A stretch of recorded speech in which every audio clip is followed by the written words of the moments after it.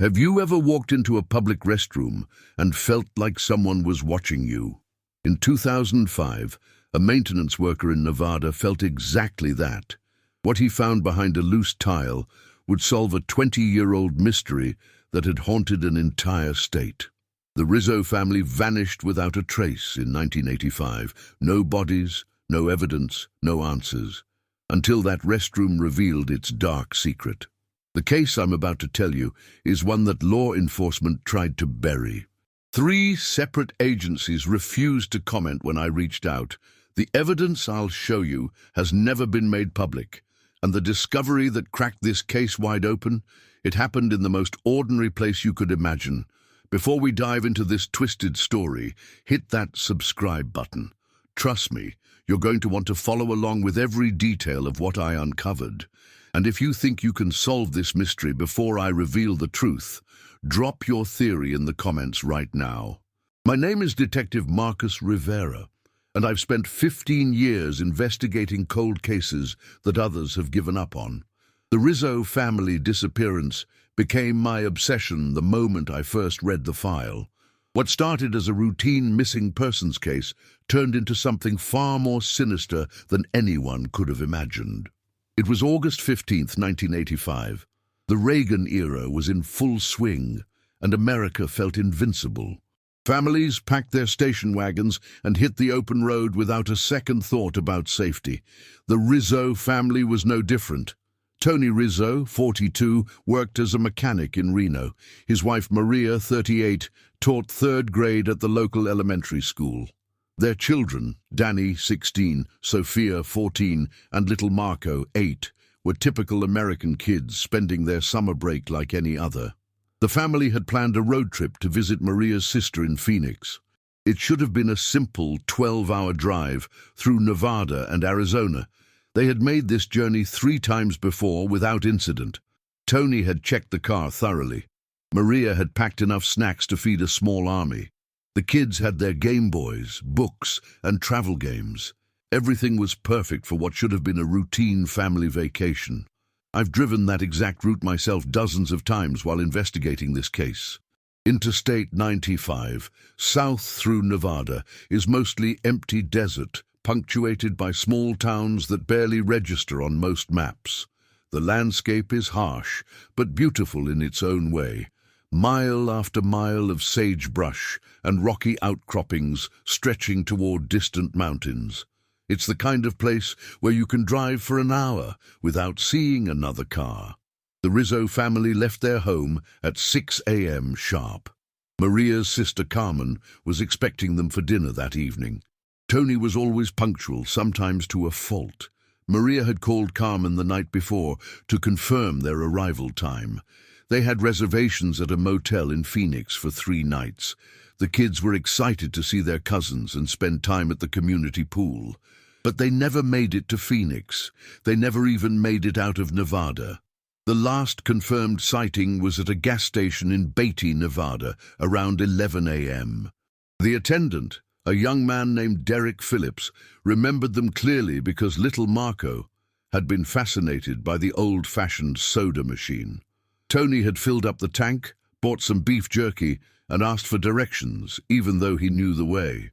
Maria had used the restroom while the kids stretched their legs in the parking lot.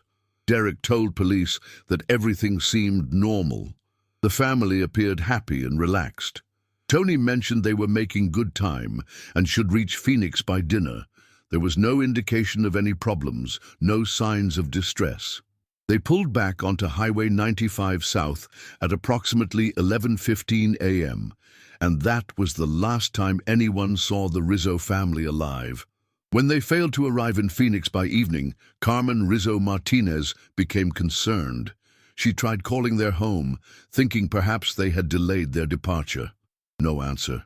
She called Tony's garage, but they were closed for the weekend.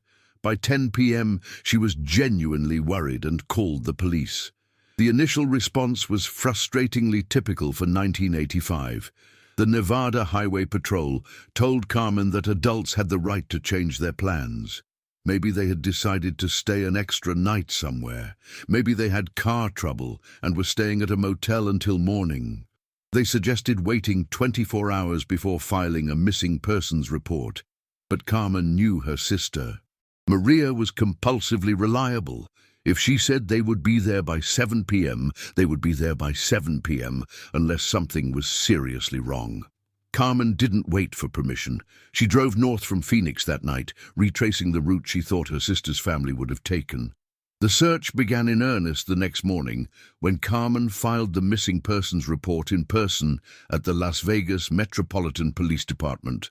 By then, the Rizzo family had been missing for over 24 hours.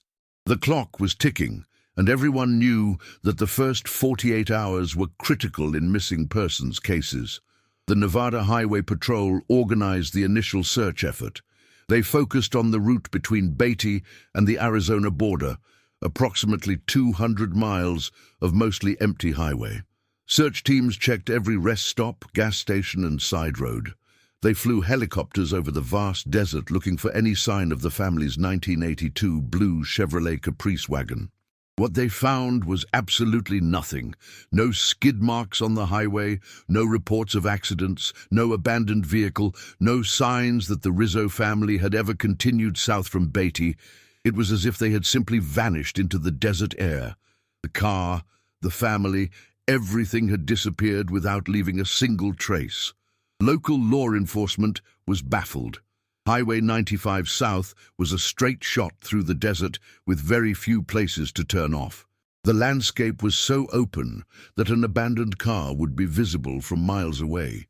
Even if they had left the highway, the rough desert terrain would have made it nearly impossible for a family sedan to travel very far. The case attracted media attention within a week. Family vanishes in Nevada desert became a headline in newspapers across the Southwest. Television news crews descended on Beatty to interview Derek Phillips and anyone else who might have seen the Rizzos. The story captured the public imagination because it seemed impossible. How does an entire family simply disappear on a well-traveled highway in broad daylight? Theories began to emerge almost immediately.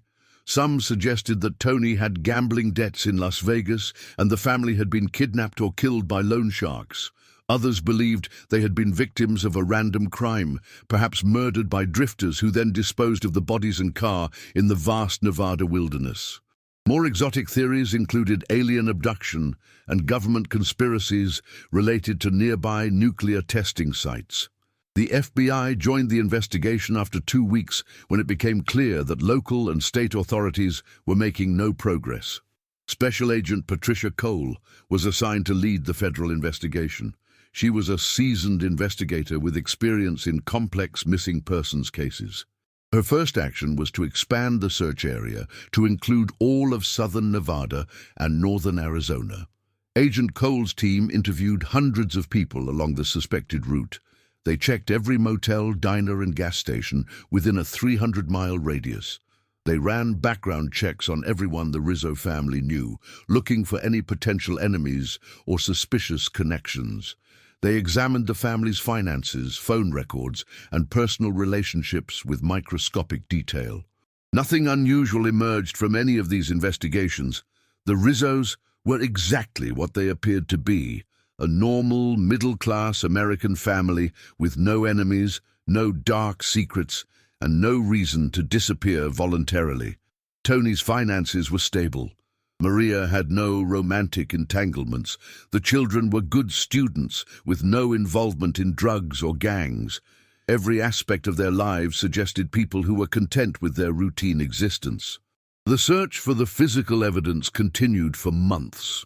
Volunteer groups organized weekend expeditions into the desert, systematically covering areas that helicopters might have missed. Metal detectors were brought in to search for buried remains.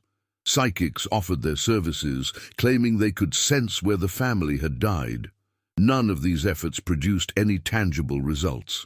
By Christmas 1985, the investigation had stalled completely.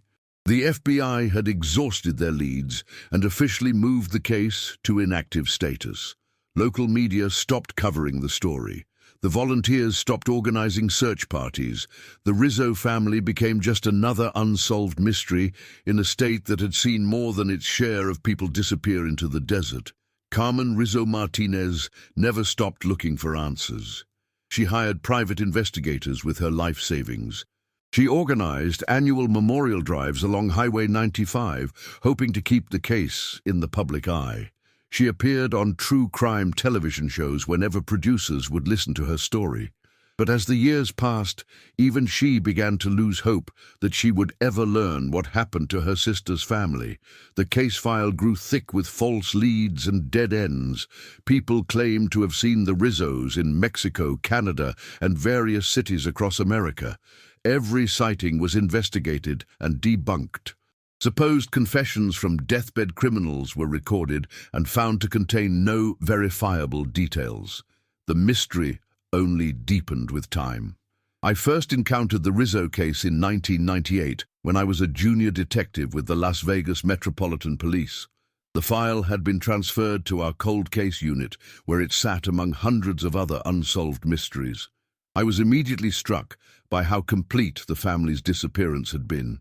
Usually, missing persons cases leave some trail of evidence, however small, but the Rizzos had vanished as completely as if they had never existed. I began working the case in my spare time, convinced that previous investigators had missed something crucial. I re-interviewed Derek Phillips, who was now in his 40s and managing the same gas station where he had last seen the family. His story had never changed in 13 years. He remembered every detail of that morning with startling clarity, probably because he had told the story hundreds of times to police and reporters. I drove the route between Beatty and the Arizona border countless times, stopping at every possible turnoff and side road. I studied topographical maps and satellite imagery, looking for places where a car might be hidden. I consulted with geologists about the possibility that the vehicle had been swallowed by a sinkhole or buried by a flash flood. Every theory I pursued led to the same conclusion. There was nowhere for the Rizzo family to have gone. The breakthrough came in 2005, 20 years after the disappearance, in the most unlikely place imaginable. Jake Morales was a maintenance worker for the Nevada Department of Transportation. His job was to clean and maintain rest stops and public facilities along the state's highways. It was thankless work that most people never thought about, but Jake took pride in keeping these places clean and functional for travelers.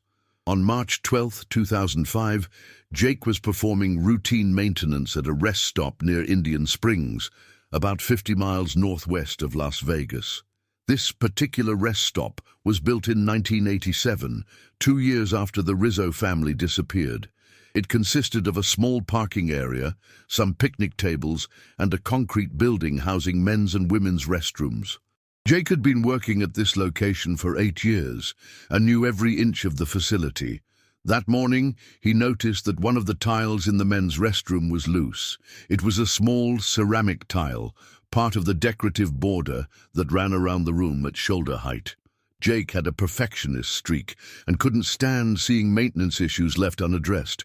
He got his tools from the truck and began working to reattach the loose tile. As he removed it completely to clean the adhesive surface underneath, he noticed something strange. There was a small cavity behind the tile, as if part of the wall had been hollowed out. This struck him as odd, because he knew the construction specifications for these buildings, and there should have been solid concrete behind that wall. Jake reached into the cavity and felt something that definitely didn't belong there. His fingers closed around what felt like a small plastic bag. When he pulled it out and examined it in the fluorescent restroom lighting, his blood ran cold. Inside the clear plastic bag were several items that looked like they had been deliberately placed there. A child's toy car, bright red and showing signs of playwear, a woman's wedding ring with an inscription on the inside, a man's wallet containing identification cards and family photos. And most disturbing of all, a small notebook filled with handwritten entries in what appeared to be a child's handwriting. Jake immediately called his supervisor, who told him to contact the police. Within 2 hours, the rest stop was swarming with investigators. The items were carefully photographed and catalogued before being sent to the crime lab for analysis. The inscription inside the wedding ring read, "Tony and Maria Forever, 1967. And the wallet belonged to Antonio "Tony" Rizzo of Reno, Nevada. The notebook was the most heartbreaking discovery. It contained diary entries written by 16-year-old Danny Rizzo during what appeared to be the final weeks of his life. The entries described being held captive in a dark place with his family, not knowing why they had been taken or what was going to happen to them. The handwriting became increasingly shaky and desperate as the entries progressed. The discovery at the rest stop immediately reopened the Rizzo case. The FBI returned to Nevada with a full investigative team. Every aspect of the rest stop's construction was examined. The contractor who built the facility was interviewed extensively. Workers who had been on the construction crew were tracked down and questioned about whether they had seen anything unusual during the building process. What emerged was a chilling timeline. The rest stop had been built between April and August 1987, almost 2 years after the Rizzo family disappeared. The concrete walls had been poured in sections over several weeks. The decorative tile work was completed near the end of the project. Someone had deliberately created the cavity behind that tile and placed the Rizzo family's belongings there during construction. This revelation meant that whoever had killed the Rizzo family was still alive in 1987 and had access to the construction site. It suggested a level of planning and forethought that was truly disturbing. The killer had kept these personal items as trophies for nearly 2 years before deciding to hide them in a place where they might never be found. The contractor, Desert Sun Construction, had employed dozens of workers during the rest stop project. Most were local men who moved from job to job around southern Nevada. Many had worked on other highway projects, gas stations, and public buildings throughout the region. The suspect pool was enormous and included men who might have had knowledge of the Rizzo family's travel plans. I joined the reopened investigation as the lead detective representing local law enforcement. My first priority was to analyze Danny Rizzo's diary entries for any clues about where the family had been held. The boy had described sleeping on a concrete floor in a room with no windows. He mentioned hearing traffic sounds during the day, but said they were muffled, as if coming from far away or through thick walls. The most significant entry was dated approximately 3 weeks after the family's disappearance. Danny wrote about hearing construction sounds during the day, heavy machinery, concrete mixers, and men shouting instructions. He seemed to believe that rescue was coming because surely someone would find them if people were working nearby. The tragic irony was that their captors were probably the same people making those construction sounds. Danny's final diary entry was dated almost a month after the disappearance. The handwriting was barely legible, and the words spoke of hopelessness and fear. He wrote about his little brother Marco becoming very sick and his parents trying to keep everyone's spirits up, even though they all knew they were going to die. The entry ended mid-sentence, suggesting that Danny had been interrupted while writing or had become too weak to continue. The FBI's Behavioral Analysis Unit created a profile of the likely perpetrator. They believed the killer was a local man with construction experience who had observed the Rizzo family during their travels or had received information about their plans. The fact that he had kept personal belongings as trophies suggested an organized killer rather than someone who had acted impulsively. The decision to hide the items in the rest stop indicated someone who enjoyed taunting law enforcement and wanted the crime to be discovered eventually. One name emerged as a person of particular interest: Raymond Ray Kowalski, a concrete worker who had been employed by Desert Sun Construction during the rest stop project. Kowalski had a criminal history that included assault and theft charges. More importantly, he had worked at gas stations and rest stops throughout Nevada during the 1980s and would have been familiar with travel patterns on Highway 95. When investigators tried to locate Kowalski in 2005, they discovered that he had died in a motorcycle accident in 1992, 7 years before the items were discovered. His death eliminated the possibility of questioning him directly, but it didn't end the investigation into his potential involvement. Police obtained search warrants for properties he had owned and rented during the relevant time period. The search of Kowalski's former properties yielded additional evidence that strengthened the case against him. In the basement of a house he had rented from 1985 to 1988, investigators found scratches on the concrete walls that matched descriptions in Danny's diary. Luminol testing revealed traces of blood that had been cleaned but not completely eliminated. Forensic analysis confirmed that the blood belonged to members of the Rizzo family. The basement discovery painted a horrifying picture of what had happened to the Rizzos. They had been abducted somewhere along Highway 95 and held captive in Kowalski's basement for approximately a month before being killed. The isolation of the property, located on 10 acres outside of Las Vegas, explained why no one had heard their cries for help despite the family's proximity to a major metropolitan area. But even with this breakthrough, investigators still faced the ultimate question: where were the bodies? The search of Kowalski's property expanded to include ground-penetrating radar and cadaver dogs. Every inch of the 10-acre lot was systematically examined. The dogs indicated several areas of interest, but excavation revealed only animal remains and construction debris. It appeared that Kowalski had been careful about disposing of the bodies in a location that wasn't connected to his residence. I spent months studying maps of southern Nevada, looking for places where Kowalski might have disposed of 4 bodies and a car. The desert offers countless possibilities for hiding evidence permanently. Abandoned mine shafts, flash flood channels, and remote canyons dot the landscape.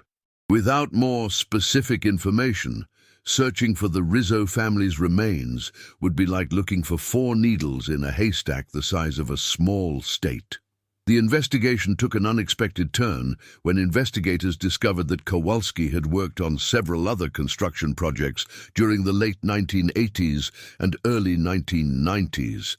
These included foundations for new buildings, parking lots, and even sections of Highway 95 itself. The possibility emerged that he had disposed of evidence by incorporating it into construction projects he was working on. This revelation led to one of the most expensive and controversial forensic investigations in Nevada history. Sections of highways, building foundations, and parking lots that Kowalski had worked on were examined using ground-penetrating radar and other non-invasive techniques. The search identified several anomalies that could potentially be human remains or buried vehicles. The decision to excavate these sites required approval from multiple government agencies and private property owners. The costs were enormous, and the probability of success was uncertain. Public pressure mounted as media coverage intensified. Families of other missing persons demanded that their cases receive similar attention and resources. After months of bureaucratic negotiations, investigators were granted permission to excavate 3 sites where radar had detected the strongest anomalies. The first 2 excavations revealed only utility lines and construction debris, but the third site, located beneath a section of Highway 95 that had been rebuilt in 1989, yielded a discovery that would finally bring closure to the Rizzo case. 20 feet below the highway surface, encased in concrete that had been poured around it, was the 1982 blue Chevrolet Caprice wagon that had carried the Rizzo family on their final journey. The car had been deliberately positioned and then covered with concrete during the highway reconstruction project. It was a hiding place that could have remained undiscovered for decades, if not for the random discovery of the personal items in the rest stop bathroom. The excavation of the car was a delicate process that took several days. Each piece of evidence had to be carefully documented and preserved. When investigators finally gained access to the vehicle's interior, they found the remains of Tony, Maria, Danny, Sofia and Marco Rizzo. The family had been placed in their car, which then became their tomb beneath one of Nevada's busiest highways. Forensic analysis revealed that the family had been shot, probably while trying to escape from Kowalski's basement prison. Bullet fragments matched ammunition that Kowalski was known to own. The positioning of the bodies suggested that they had died together, possibly while holding each other in their final moments. The discovery brought a mixture of relief and renewed grief to the extended Rizzo family. Carmen Rizzo Martinez, who had never stopped believing that her sister's family would be found, was finally able to lay them to rest in a proper cemetery. The funeral, held 21 years after their disappearance, was attended by hundreds of people who had been touched by the family's story. But even with the bodies recovered and the killer identified, questions remained about the full scope of Kowalski's crimes. His construction work had taken him throughout Nevada, Arizona, and California during a period when several other families had disappeared under similar circumstances. Cold case investigators in multiple states began examining their unsolved cases for potential connections to Kowalski. The rest stop, where the personal items were discovered, became an unofficial memorial site. Travelers would stop to leave flowers and notes for the Rizzo family. The Nevada Department of Transportation eventually installed a small plaque acknowledging the family's memory and the importance of never giving up hope in missing persons cases. Jake Morales, the maintenance worker whose attention to detail had cracked the case, received commendations from multiple law enforcement agencies.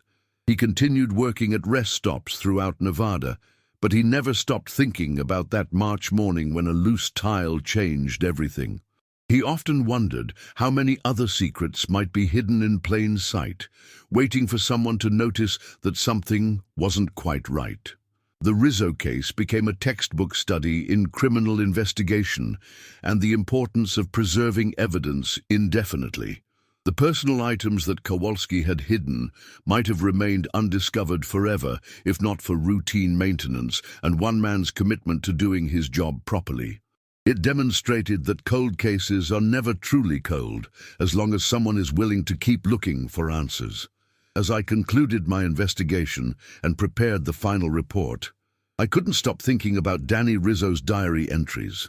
This teenage boy had maintained hope and tried to document his family's ordeal, even as their situation became increasingly desperate. His words provided crucial evidence that helped solve the case, but they also served as a testament to the human spirit's resilience in the face of unimaginable horror. The Rizzo family's story doesn't end with the discovery of their remains. Their case led to changes in how missing persons investigations are conducted in Nevada. New protocols were established for preserving evidence and maintaining active investigation files. The case also highlighted the importance of interagency cooperation and the value of never giving up on families who deserve answers. Raymond Kowalski took his secrets to the grave, but the evidence he left behind speaks volumes about his crimes. The deliberate placement of the family's personal belongings in the rest stop suggests that he wanted his crimes to be discovered eventually. Perhaps he enjoyed the idea of law enforcement struggling with an unsolvable mystery. Or maybe he wanted the families to have some kind of closure, even if it came decades after their deaths. The Nevada desert keeps many secrets, and I have no doubt that other families are still out there waiting to be found. The Rizzo case taught me that no matter how much time passes, physical evidence can survive and provide answers to questions that seemed unanswerable. It also taught me that sometimes the most important discoveries happen in the most ordinary places, noticed by people who care enough to pay attention to details that others might ignore. Carmen Rizzo Martinez lived to see her sister's family properly buried, but she passed away just 2 years after their discovery. In her final interview, she said that knowing what happened was more important than the pain of waiting 20 years for answers. She wanted other families of missing persons to never give up hope. Because sometimes the truth is hiding just behind a loose tile, waiting for the right person to notice that something isn't quite right. The case files for the Rizzo family investigation now fill several boxes in the Nevada State Archives. Future investigators and researchers will study these documents to understand how a routine maintenance job cracked a case that had baffled law enforcement for 2 decades. The story serves as a reminder that justice may be delayed, but it doesn't have to be denied permanently. Every time I drive past that rest stop on Highway 95, I think about the Rizzo family and the twisted mind of Raymond Kowalski. I wonder what other evidence might be hidden in construction projects throughout the Southwest, waiting for someone to notice an anomaly or investigate an inconsistency. The desert may keep its secrets well, but human ingenuity and persistence can sometimes uncover truths that were meant to stay buried forever. The Rizzo case changed my perspective on cold case investigations. It taught me that evidence can survive in the most unexpected places, and that the key to solving seemingly impossible mysteries often lies in the smallest details. A loose tile, a maintenance worker's attention to detail, and 20 years of patience combined to solve a case that many people had given up on. But perhaps the most important lesson from the Rizzo case is that families deserve answers, no matter how much time has passed or how hopeless the situation might seem. Tony, Maria, Danny, Sophia, and Marco Rizzo are no longer missing. They're at rest now, and their story serves as a testament to the importance of never giving up on the search for truth. The mystery of what happened to the Rizzo family has been solved, but their story continues to inspire investigators, families of missing persons, and anyone who believes that justice and truth are worth pursuing, regardless of the obstacles. Sometimes the most ordinary moments, like fixing a loose tile in a highway rest stop, can lead to extraordinary discoveries that change everything. In the end, the Rizzo family's 20-year journey from disappearance to discovery demonstrates that even in our modern world, where it seems impossible for people to simply vanish, the truth has a way of surfacing when we least expect it. All it takes is someone who cares enough to look closely at the details that others might overlook. What do you think really happened during those final weeks when the Rizzo family was held captive? Could there have been opportunities for them to escape that they couldn't take advantage of? Leave your theory in the comments below, and don't forget to subscribe for more cold case investigations that prove the truth is always stranger than fiction. But the Rizzo case was far from over. The discovery of their remains opened a Pandora's box that would reveal connections to other disappearances spanning 3 decades. What we thought was an isolated tragedy was actually part of something much larger and more terrifying. 3 months after we excavated the Rizzo family's car from beneath Highway 95, I received a call that would haunt me for years to come. Detective Sarah Chen from the Phoenix Police Department had been following our case closely. She had something to tell me that would change everything we thought we knew about Raymond Kowalski. "Detective Rivera," she said, her voice tight with excitement and dread, "I think your guy killed a family down here too, the Hendersons. They disappeared in 1988, right after your rest stop was built. Same MO, family on vacation, vanished without a trace on a major highway." The Henderson family case file made for disturbing reading. Robert Henderson, 45, his wife Linda, 42, and their twin daughters Jessica and Jennifer, both 12, had been driving from Phoenix to visit Linda's parents in Salt Lake City. They had stopped for gas in Flagstaff, Arizona, around 2 p.m. on July 23, 1988. Like the Rizzos, they were never seen again after that final confirmed sighting. What made Detective Chen suspect a connection was a discovery made during renovation of an old truck stop near Flagstaff in 2006. Workers had found a small metal box hidden behind a wall panel containing personal items that belonged to the Henderson family.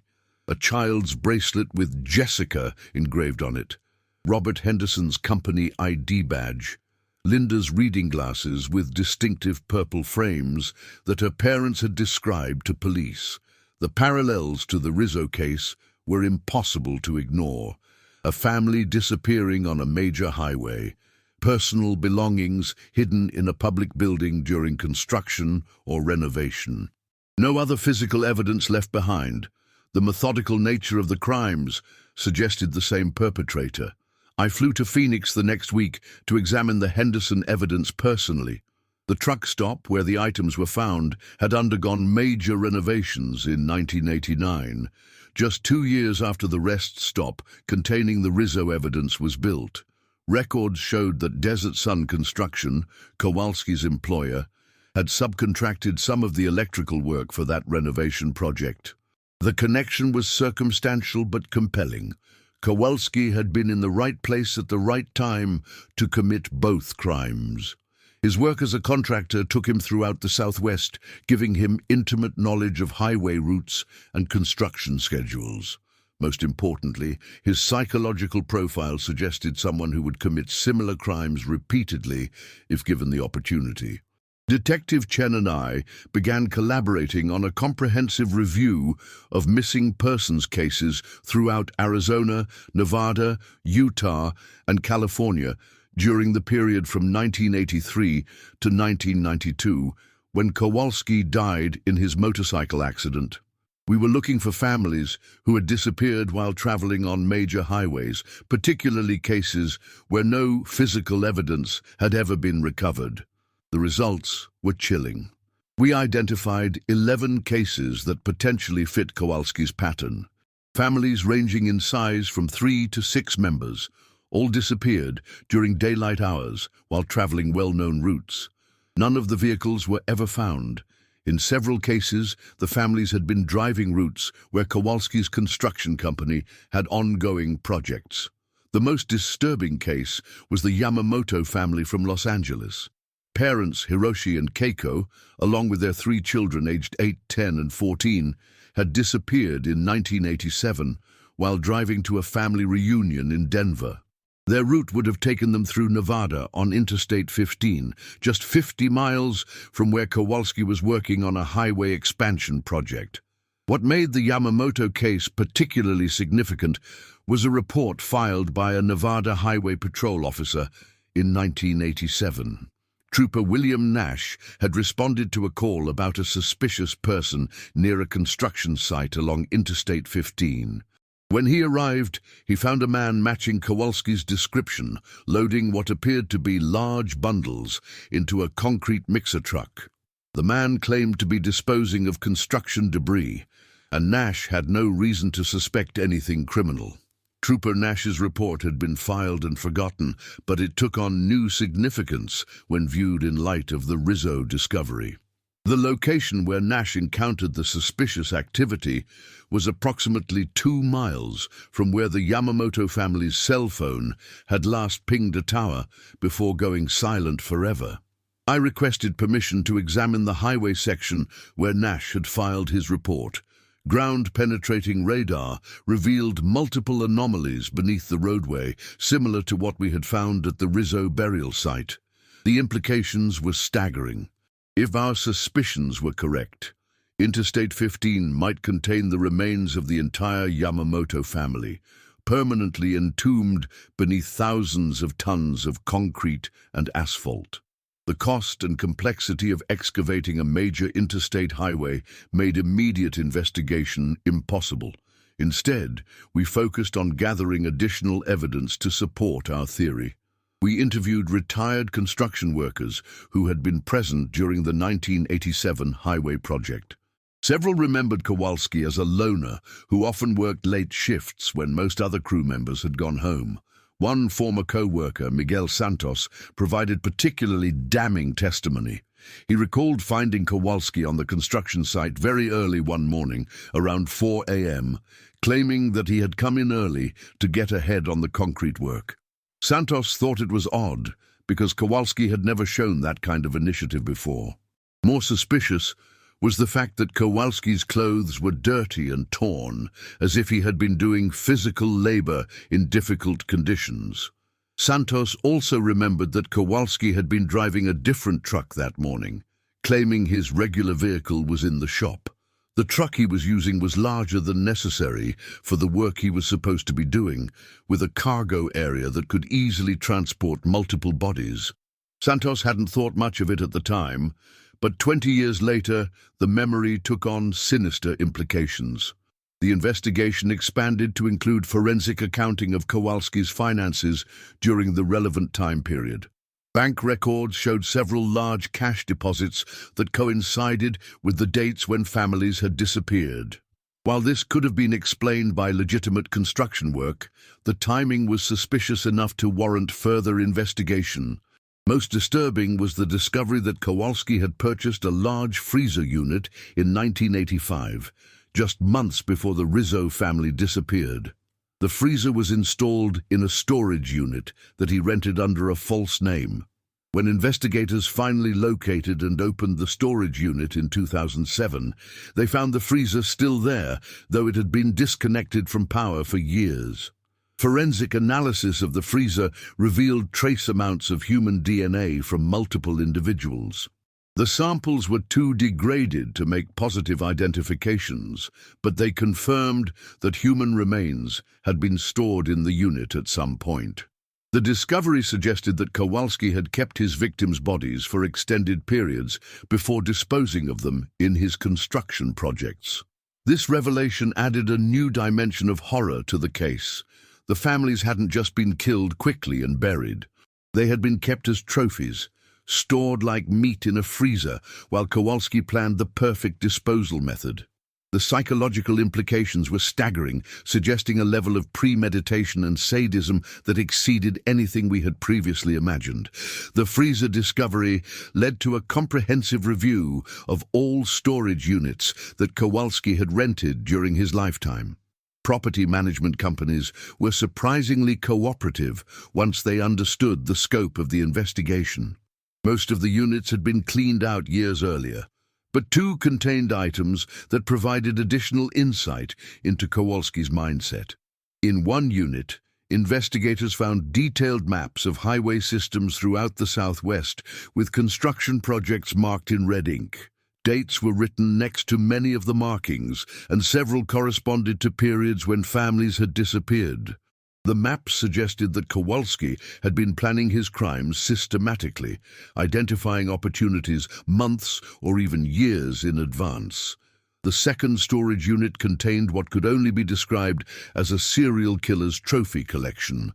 Hundreds of personal items from missing persons cases dating back to the early 1980s. Children's toys, jewelry, wallets, photographs, and other mementos that families would have treasured. Each item was carefully labeled with dates and location coordinates that presumably marked where the victims were buried.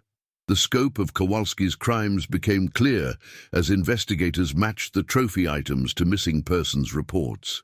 We weren't dealing with 4 or 5 families. The evidence suggested that Kowalski had been killing travelers systematically for over a decade, using his position in the construction industry to dispose of bodies and vehicles in locations where they would never be found. The most chilling item in the trophy collection was a notebook containing what appeared to be Kowalski's personal records of his crimes. Each entry described a family in clinical detail, their ages, physical descriptions, and what he called their disposal coordinates. Today, the entries were written in a neat, precise handwriting that made the content even more disturbing. According to the notebook, Kowalski's first victims were a couple from Colorado who had disappeared in 1983. He had approached them at a rest stop, claiming to be a stranded motorist in need of assistance. When they offered to help, he had kidnapped them at gunpoint and taken them to a remote location where he held them for several days before killing them. The notebook entries became progressively more detailed and disturbing as the years went on. Kowalski had developed increasingly sophisticated methods for abducting families without leaving evidence. He had studied highway patrol schedules, traffic patterns, and construction schedules to identify the perfect opportunities for his crimes. Most horrifying was his description of the psychological games he played with his victims. He would tell families that they were being held for ransom and would be released once payment was made. He would force children to write letters to relatives describing their hope for rescue. These letters were never sent, but they gave Kowalski sadistic pleasure as he watched families maintain hope, even as he planned their deaths. The notebook also revealed that Kowalski had been fascinated by the idea of hiding his crimes in plain sight. He derived satisfaction from knowing that thousands of people drove over his victims' graves every day without realizing what lay beneath the pavement. The rest-stop bathroom where he had hidden the Rizzo family's belongings was his masterpiece, a location where evidence could be discovered but only by the most unlikely chance. Reading Kowalski's own words was one of the most disturbing experiences of my career. His writing revealed a mind that was completely devoid of empathy or remorse. He described his victims as materials and their deaths as disposal events. The clinical language made the crimes even more chilling because it showed how completely he had dehumanized the families he murdered. The notebook contained coordinates for burial sites throughout Nevada, Arizona, Utah, and California. Each location corresponded to a construction project where Kowalski had worked during the 1980s and early 1990s. The implications were staggering. Dozens of families might be entombed in highways, building foundations, and parking lots throughout the Southwest. Verifying each location would require years of investigation and millions of dollars in excavation costs. Government officials struggled with the practical and financial challenges of examining every site mentioned in Kowalski's records. Public pressure mounted as families of missing persons demanded action, but the resources required were almost beyond imagination. The decision was made to prioritize sites based on the strength of the evidence and the feasibility of excavation. Highway locations were given lower priority because of the massive disruption and cost involved. Building foundations and parking lots became the primary targets for investigation. The first excavation based on Kowalski's coordinates took place at a shopping mall in Las Vegas that had been built in 1988. Ground-penetrating radar had identified anomalies beneath the parking lot that matched Kowalski's description of a burial site. The excavation revealed the remains of a family of 4 from Texas who had disappeared while driving to California in 1987. The discovery confirmed that Kowalski's notebook was accurate and that dozens of other families were still waiting to be found. But it also raised difficult questions about how to proceed with the investigation. Each excavation was extremely expensive and disruptive to the communities where the sites were located. Media coverage of the expanding investigation created a climate of fear and fascination throughout the Southwest. People began avoiding routes where Kowalski had worked, even though the danger had ended with his death 15 years earlier. Others became obsessed with the case, forming amateur investigative groups that tried to decode Kowalski's coordinates and identify additional burial sites. The psychological impact on families of missing persons was immense. The discovery of Kowalski's trophy collection had provided answers about the fate of their loved ones, but it had also revealed the horrific suffering they had endured before their deaths. Some families felt relief at finally knowing the truth. Others struggled with the knowledge that their relatives had experienced weeks of terror and despair before being killed. Carmen Rizzo Martinez's sister, Elena, became a spokesperson for the families of Kowalski's victims. She organized support groups and lobbied government officials to continue funding the excavations. Her efforts helped maintain public attention on the case and pressure officials to treat the investigation as a priority rather than an expensive inconvenience. The investigation also revealed troubling questions about how Kowalski had been able to operate undetected for so long. Construction sites in the 1980s had minimal security and oversight. Workers often came and went without being carefully tracked. The transient nature of construction employment meant that Kowalski could appear and disappear from job sites without raising suspicion. Law enforcement agencies began implementing new protocols for investigating missing persons cases involving highways and construction areas. The Rizzo case had demonstrated that serial killers could use infrastructure projects as disposal sites, creating nearly permanent hiding places for evidence. Future investigations would need to consider these possibilities from the beginning, rather than discovering them decades later. The story of Raymond Kowalski and his victims became a case study in criminal psychology programs throughout the country. His methodical approach to murder and disposal represented a new category of serial killer, one who used professional knowledge and access to commit crimes that were almost impossible to solve using traditional investigative methods. But perhaps the most important lesson from the Kowalski case was the power of physical evidence to survive and eventually reveal the truth. The personal items hidden in the rest-stop bathroom had seemed like random artifacts, but they had ultimately exposed one of the most prolific serial killers in American history. The case demonstrated that no matter how carefully a criminal tries to hide evidence, the truth has a way of surfacing when least expected. As I write this final report, excavations are still ongoing at sites throughout the Southwest. Each discovery brings closure to another family, but also reveals the true scope of Kowalski's crimes. The man who had seemed like an ordinary construction worker had actually been a monster who had terrorized travelers for over a decade. The highways and buildings where his victims are buried will stand for decades to come, serving as unintentional monuments to the families who died far from home. But their stories live on in the investigation files and in the memories of those who never stopped searching for answers. The Rizzo family's 20-year journey from disappearance to discovery has become a symbol of hope for all families who refuse to give up on finding their missing loved ones. Raymond Kowalski is dead, but his crimes continue to impact communities throughout the Southwest. The investigation into his activities will likely continue for years, as authorities work to identify all of his victims and provide closure to their families. The case serves as a reminder that evil can hide in the most ordinary places and that justice, while sometimes delayed, can still be achieved through persistence and careful investigation. The rest stop where Jake Morales found the loose tile has become an unofficial pilgrimage site for families of missing persons. People leave flowers, photographs, and notes expressing hope that their own missing relatives will someday be found. The simple, concrete building has taken on symbolic importance as a place where the truth finally emerged after 20 years of silence. Every time I drive past construction sites now, I think about the families who might be hidden beneath the surface, waiting for someone to notice an anomaly or follow up on a suspicious report.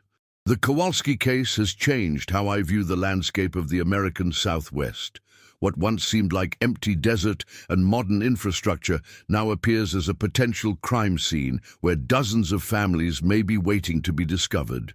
The investigation into Raymond Kowalski's crimes has revealed the darkest possibilities of human nature, but it has also demonstrated the power of human persistence and compassion. Families who never gave up searching for answers. Investigators who refused to let cases go cold. A maintenance worker who cared enough about his job to fix a loose tile. All of these people played a role in bringing justice to victims who had been silenced for decades. What do you think motivated Raymond Kowalski to hide evidence where it could eventually be discovered? Was he taunting law enforcement? Or did he want the families to be found someday? How many other serial killers might be using construction projects to hide their crimes? Share your thoughts in the comments and remember to subscribe for more investigations into cases that prove the truth is always stranger and more disturbing than fiction.